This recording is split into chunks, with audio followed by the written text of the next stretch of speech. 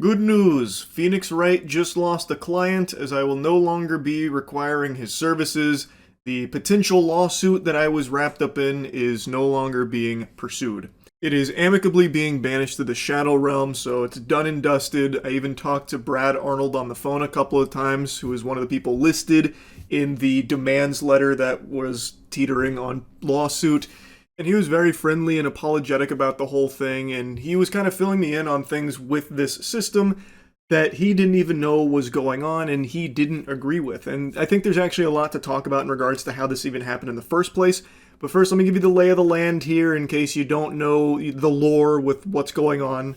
To bring you up to speed, the previously on Dragon Ball Z, if you have no clue what I'm talking about, yesterday I made a video going over how I might be sued, as I had been served some very hefty legal paperwork. It was spearheaded by an IP law firm believing that I was liable for potential copyright infringements and damages in the many tens of thousands of dollars, even into the six figures.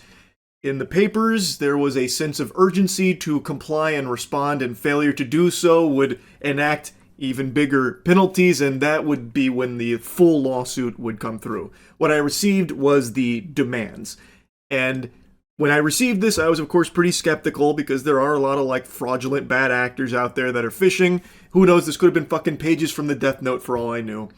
It was representing two YouTubers, Brad Arnold and Reed Timmer. And I didn't immediately recognize who that was. And I don't do React content or anything, so I was pretty confused. I thought this may have just been, potential phony baloney, suing local Florida man because he pooped when he meant to fart, I thought this could be made in error, especially because the language in the paperwork was very fishy, saying I used it multiple times, but then it just listed the same YouTube video twice as if they were separate instances. It was a live stream I did during Hurricane Milton. I live in Tampa, so Hurricane Milton came through with the fucking meat. And I was streaming during it, and of course I was checking in on Milton to see what the fuck was going on out there with this hurricane that was in my own backyard here slapping us around. And some of the footage that I showed was from Ryan Hall, y'all, who had footage from Brad Arnold in it, and the other was a bit of Reed Timmer. They were both storm chasing Hurricane Milton at the time, and in total, the footage that was used across both of their work was less than 2 minutes, and it was very, very briefly shown just to stay knowledgeable on what was happening, both for my own safety and just, of course, to show the audience, this is the hurricane that's here. It was not copying it or stealing it or trying to make money off it or anything like that. I reached out to both of them privately just to check, hey, are these real right here? Are we dealing with big naturals, or is this all, fake? What's going on? I just wanted to verify the authenticity, but 2 days went by and I didn't hear back, and since the paperwork did express a very real sense of urgency, I made the assumption that, okay, this must have been something they signed off on, so I got my legal team on it, and then I made that video yesterday bringing everyone up to speed on what's happening. And I also do think it was just an important topic to talk about in general because it is concerning that if you do show less than a handful of seconds worth of a content during a natural disaster, you could somehow be liable for many thousands of dollars. That is something that most people cannot afford to take that kind of hit, especially when there was no wrongdoing, no malicious copying or stealing of someone else's work, just textbook fair use, staying knowledgeable on a natural disaster and using a couple of brief snippets of footage to stay up to date on what's going on. And getting served paperwork like that with the very serious nature, the very serious amount of money on the line, I imagine is very scary to a lot of people that would receive it. I don't know how many people got this big blast here, that I don't know. It feels like it was a shotgun approach, and boy howdy did they load that birdshot in. And both Reed Timmer and Brad Arnold were quick to respond and also quick to retract this whole thing, both saying the same thing. They didn't even know this was happening. So I'm just going to clue you in on everything here. The company, Viral DRM, is a company that has actually reached out to Matt before. And from what I can tell, they are now getting into the space of trying to represent creators as a digital rights manager to enforce their copyright, to smack down, bad actors that might be using it for their own personal gains. That way you can come in and take the pie back. And that's kind of the business model. The firm was not Viral DRM. I believe the firm was contracted by Viral DRM. They're an IP law firm. They're a very real firm that does IP law. And it's very clear that none of this was ever walked by Reed Timmer or Brad Arnold. They didn't know. Both of them have said the same thing. They did not know I was named in this. And Brad Arnold went a step further, saying he doesn't know when they even send this out to others that are using it. That has now come to his attention now.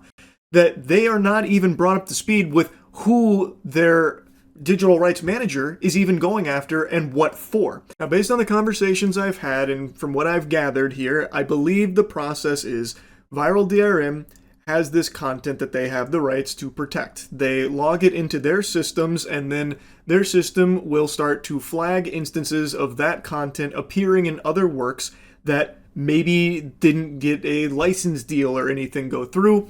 So it will now see that that is flagged internally as a potential problem. Then it feels like they go full Yosemite Sam here, firing from the hip, shoot first, ask questions later, making the assumption that it must be a bad actor doing something, nefarious with this content to try and avoid paying for it, and thus action must be taken. And according to what Reed Timmer and Brad Arnold are saying, they don't even consult them first or anything. They just take matters into their own hands and do it without ever even bringing them up to speed on what's going on or why in regards to that content. Without ever even checking with their clients here, in this case Reed Timmer and Brad Arnold, do you want to pursue this? They're just doing it without even consulting them. And it's something that Brad Arnold mentioned is pretty disturbing to him that needs to change. So he's already trying to get a handle on that so this doesn't happen to other creators or other people going forward, because it is an issue. Yes, it sucks that I got served this paperwork, but imagine all the other people that might have this exact same legal documents, stack of legal documents sitting on their desk right now panicking that it hasn't been retracted because Brad Arnold and Reed Timmer don't even know they got it, because Viral DRM has already just went through all of this without talking to them first. When it takes 2 seconds for Reed Timmer and Brad Arnold to see, in my case, how it was utilized and be like, oh, that's totally fine. What the fuck? What are we doing here in the first place? This is a huge mistake. There's a big misunderstanding. Why are we even this far down the road on it? The reason why they even have someone manage the rights of their content, as I understand it, keep in mind I'm a little new to the whole Storm Chaser ecosystem here and how their content gets exploited and all of that, but the reason why Storm Chasers sign with these agencies and these managers is because apparently there has been a history of organizations media outlets stealing the content for their broadcasts without paying the licensing fee that they charge to license it out, or they'll do it uncredited, and they'll just take it without ever even contacting the Storm Chaser. And Storm Chasers, as I understand it, they pay out of pocket for these missions, really. So they have these managers manage the rights of it, so that way that doesn't happen. So if a media outlet comes in, takes the content without paying them, well, it now gets flagged internally, so now they can reach out and try and get that money that they are owed for the work.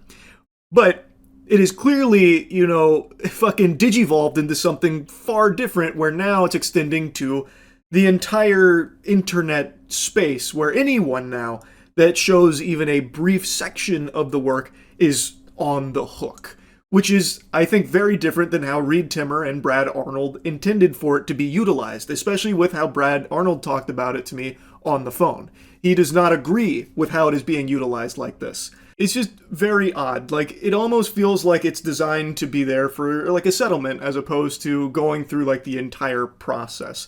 Because it took Brad and Reed 2 seconds to get caught up to speed with what was going on and why, and say oh, this is a big mistake. This shouldn't be happening.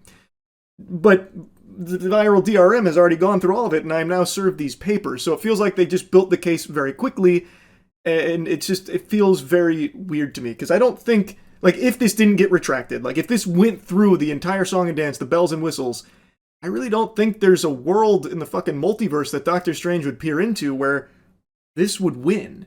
So the whole thing is just odd to me. I do think that there was probably paperwork signed between Reed Timmer, Brad Arnold, Viral DRM, about how they have full autonomy to manage their rights in whatever way they deem appropriate. But I don't know if Reed Timmer and Brad Arnold were aware of things like this happening. And based on how I was speaking with Brad Arnold and what he was talking about, it seems like he doesn't really like that. He doesn't know what's going on in regards to how his content is managed here and like this litigious nature. And like, it seems like the whole purpose is to stop like legitimate bad actors from stealing it and circumventing like the licensing fee and that kind of thing, which this was not doing here. And again, I have no idea if this went to a lot of people or just me. I don't know. Anyway, though, I'll stop blabbering here. Like I said, I did talk to Brad Arnold on the phone, and he was a very nice guy and very understanding of like how messy all of this was here.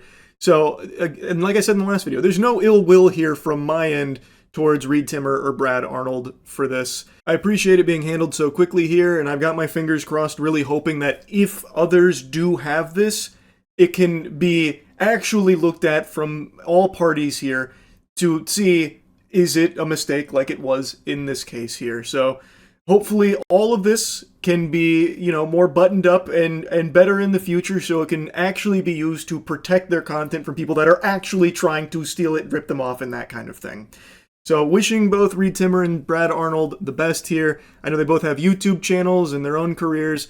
Hopefully this kind of thing is just water under the bridge now, and there'll be no more scary legalese paperwork going to people that don't deserve it. So anyway, that's really about it. See ya.